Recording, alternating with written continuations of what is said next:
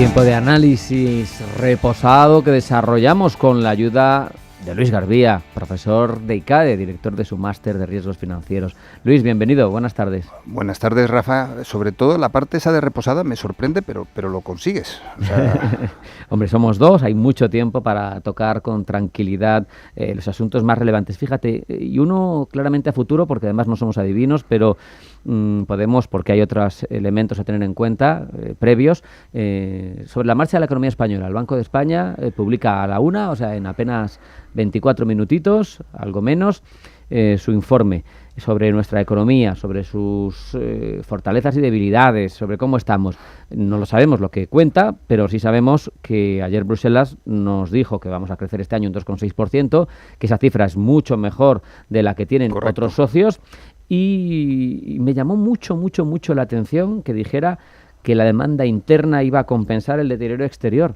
Y yo digo, con el paro que tenemos, con los sueldos pírricos que tenemos, con la gente sin llegar a fin de mes, ¿cómo puede haber demanda interna? Sí, a ver, hay varias derivadas. Hasta la 1, como bien has comentado, no tendremos ni idea, pero sí que ya hay un relato.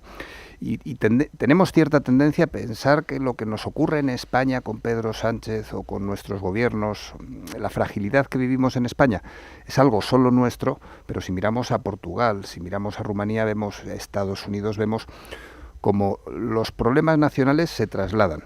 En este sentido, el relato es fundamental.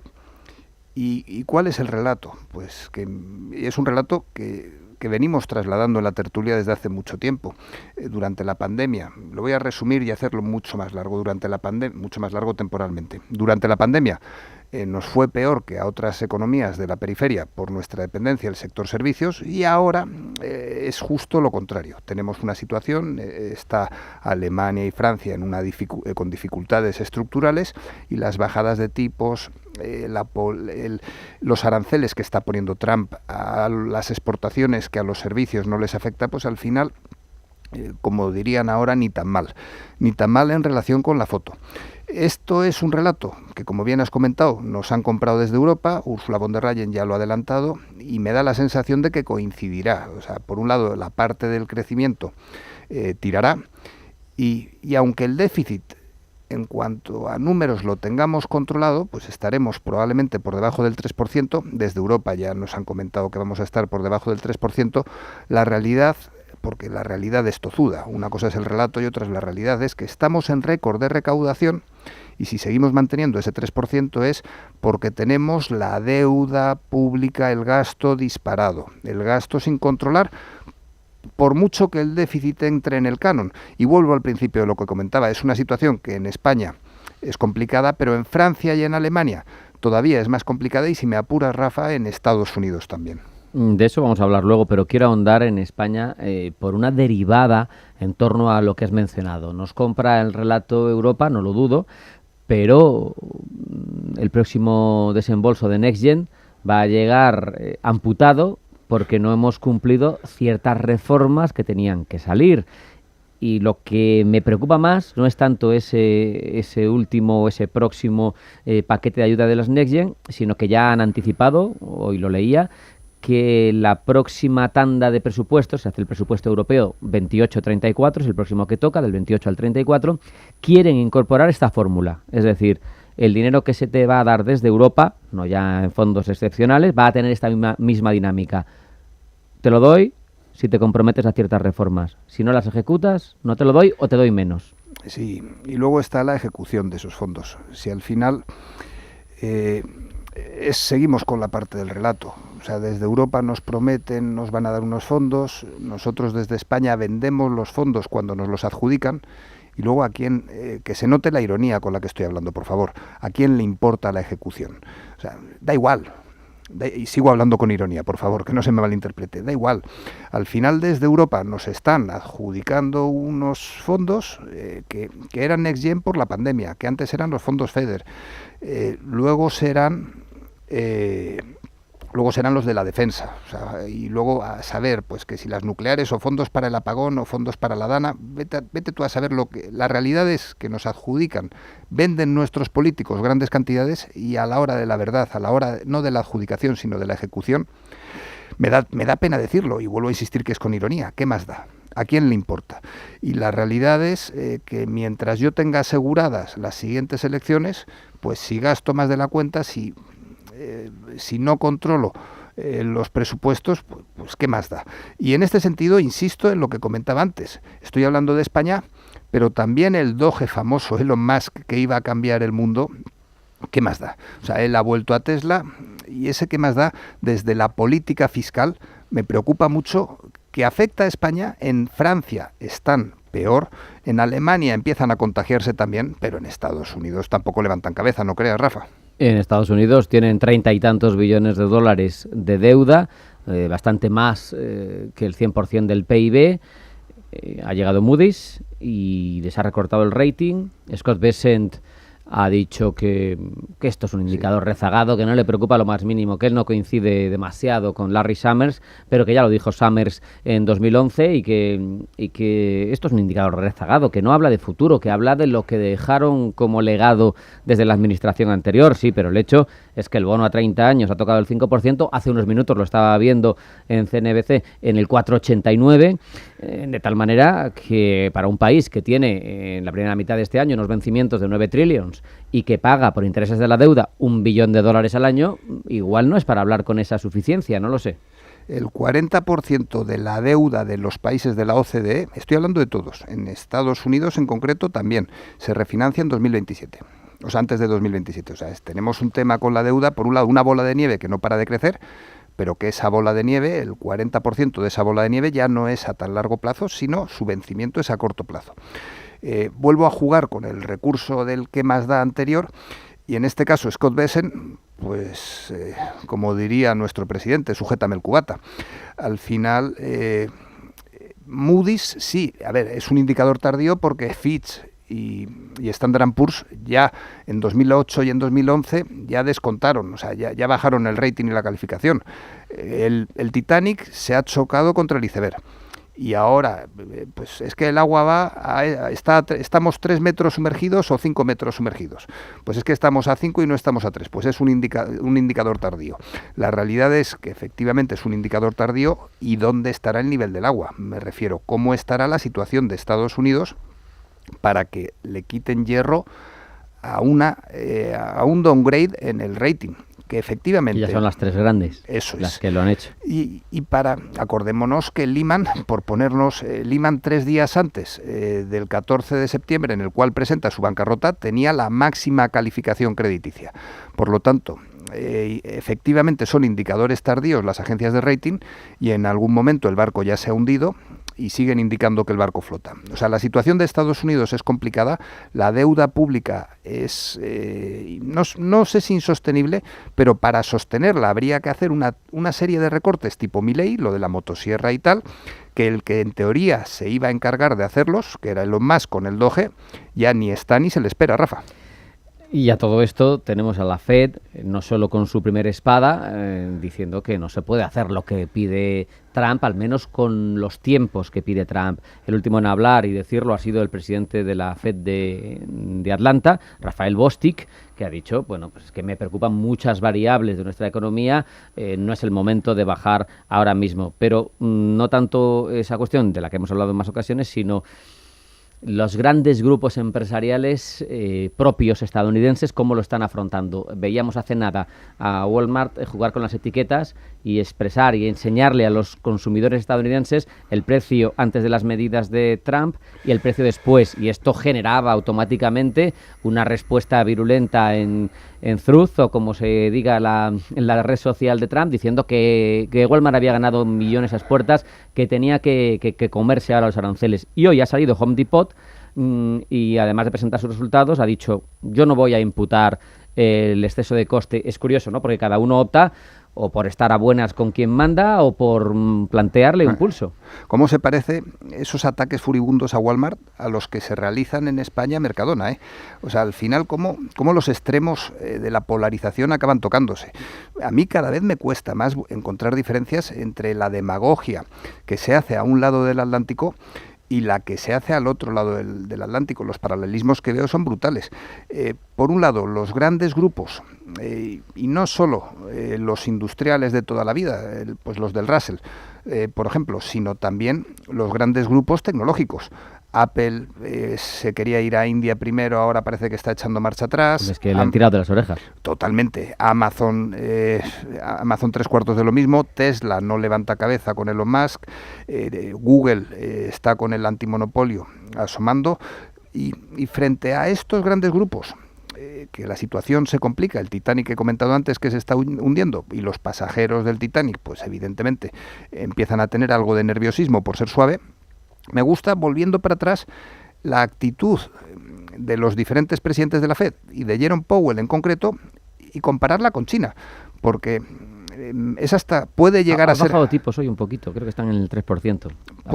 Pues puede llegar a ser hasta cómico, porque Trump ladra y amenaza con aranceles del 140, del 200%, y China adelante, ¿qué hace? Nada. Le mira a Trump y puede que hasta sonría, no hacen nada.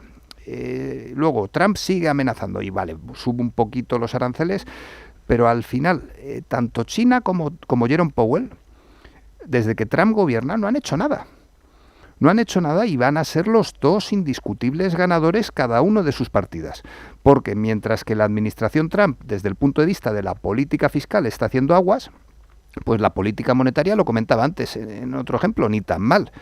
Y China, mientras China parece que tiene una guerra comercial y hay una tormenta a un lado del Pacífico, pues al otro lado del Pacífico, pues lo mismo, ni se han enterado de que Trump está con una guerra comercial. Por lo tanto, por un lado tenemos Trump versus instituciones que le pueden plantar cara, que esas instituciones no hacen nada, y por debajo de ello tenemos estos grandes grupos empresariales, pues que como los pasajeros del Titanic están un poquito estresados. Has mencionado China y cómo mira a la otra orilla del Pacífico, pero es que levanta la cabeza, gira al lado contrario y mira al Atlántico, al Pacífico Sur, porque se ha reunido con CELAC, con la Comunidad de Estados Latinoamericanos y del Caribe, en Pekín a comienzos de este mes, y le ha venido a decir un poco a Estados Unidos, tu doctrina Monroe, tu patio trasero me dan igual.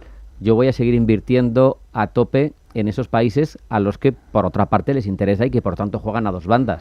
Correcto. Me gusta mucho, además, ahora es CELAC, pero los BRICS, están los BRICS y luego los BRICS Plus. Y luego está Mercosur, que lo hemos comentado también muchas veces. Es un contraste. Lo que está costando a Europa articular Mercosur y apostar verdaderamente por Mercosur, lo poquito que le cuesta a China apostar por CELAC. No, pero Mercosur, una cosa es el puente que quieran tender desde Mercosur hasta Europa, y otra cosa es el puente desde Mercosur que han tendido hacia China a través de Australia, o sea, que es en lo que estoy.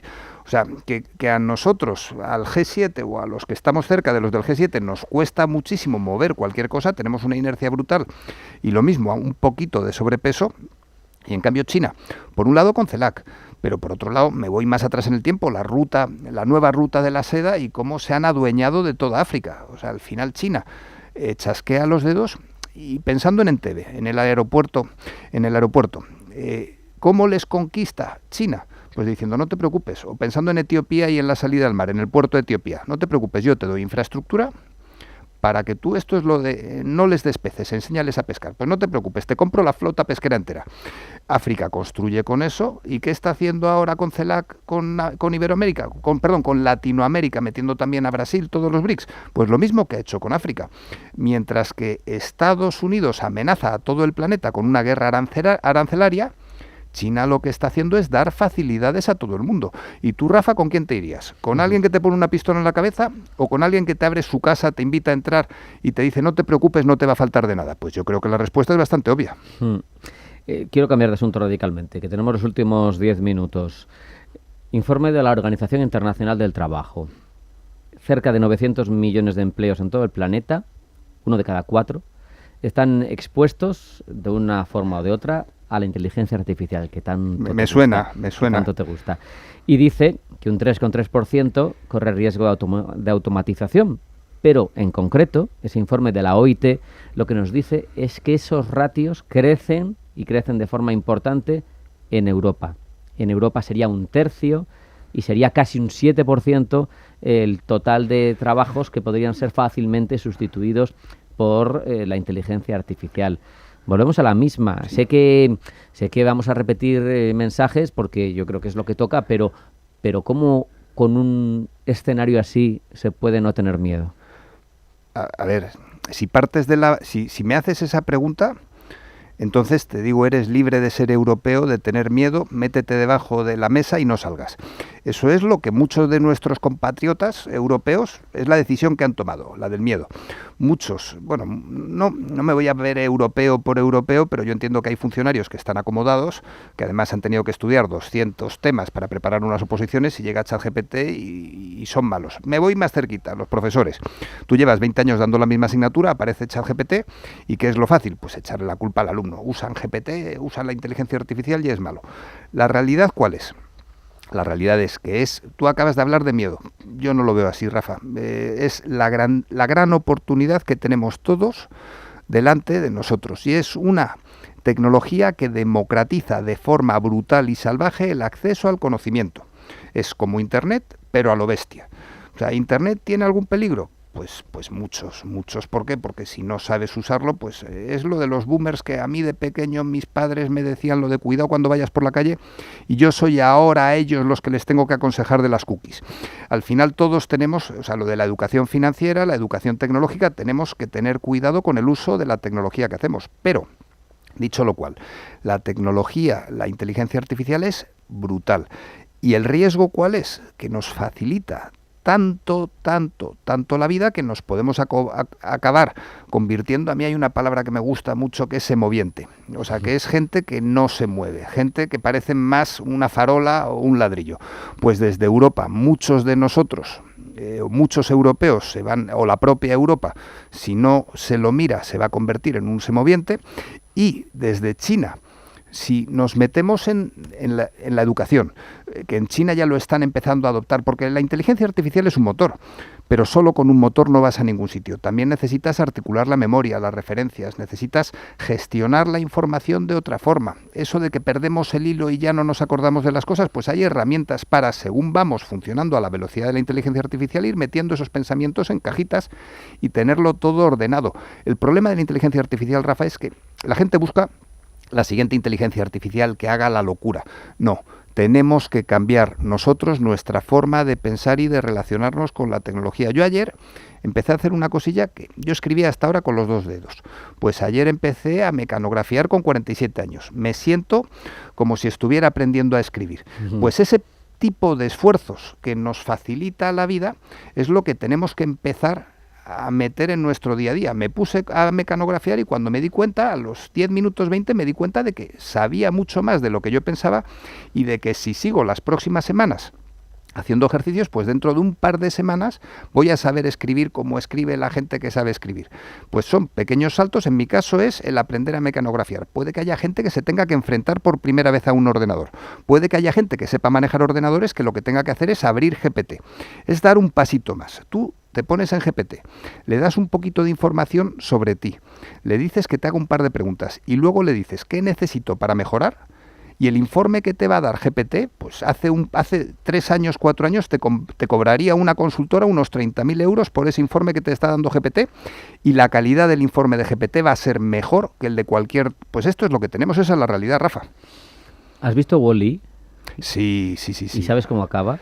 Sí. La parte final, ¿no? ¿Cómo acaba? No, la sí. parte final, cuando se ve a la humanidad que se ha configurado. Entiendo tu miedo y entiendo que lo lleves a las películas. Afortunadamente, voy mucho a la cárcel y lo sabes, Rafa. Cuando vas a la cárcel, una de las primeras cosas que aprendes es que la realidad no es como las películas. La cárcel, la gente suele pensar, la cárcel es un sitio donde hay gente pobre que no tiene acceso desde pequeñitos. Son infancias destrozadas, muchos de ellos que no han tenido la suerte que hemos tenido tú o yo.